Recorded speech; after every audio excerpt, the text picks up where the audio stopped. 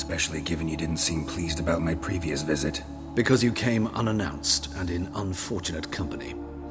I also had Reverend Nathaniel to contend with.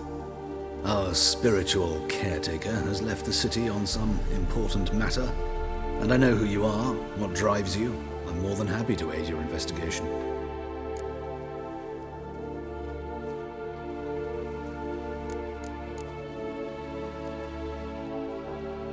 Not fond of Nathaniel? Very few people are. He's cruel and capricious.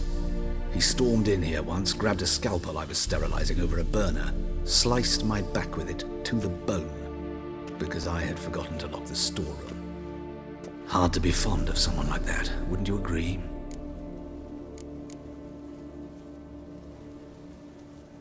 Who's the victim this time? Joris Aquinas, a lecturer in theology at Oxenfurt Academy. Found this morning at his home on a catafalque made of his books. Any titles in particular? It seems all the tomes dealt with the eternal fire. Treatises critical of the faith's doctrines. Yeah, mortal sin in Novigrad.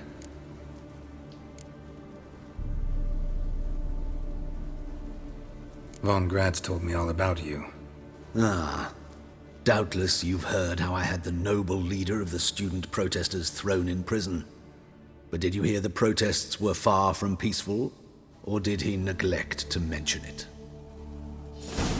People were dying, Witcher. Those who rejected liberty, equality, and fraternity would be found in the gutter come morning. Their throats slit from ear to ear with surgical precision. Joachim had been my favorite student, but alas, I had to do something. So I reported him. Then I left the university and found work in the morgue, where none care about my past. Whereas Joachim, oh, fate's ironies. Years later, he was appointed head of the very ward I had founded.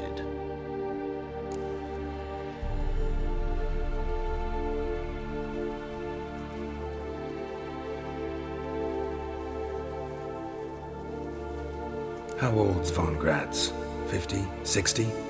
53, I believe. Why do you ask? You look a little young to have been his teacher. Not surprising. For years, I've lived in the cold and dark, breathing the vapors of embalming fluids.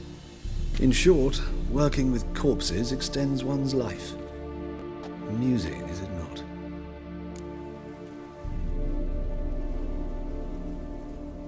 Let's start. Gladly. The wounds conform to the killer's modus operandi. The victim was bound and forced to drink formaldehyde.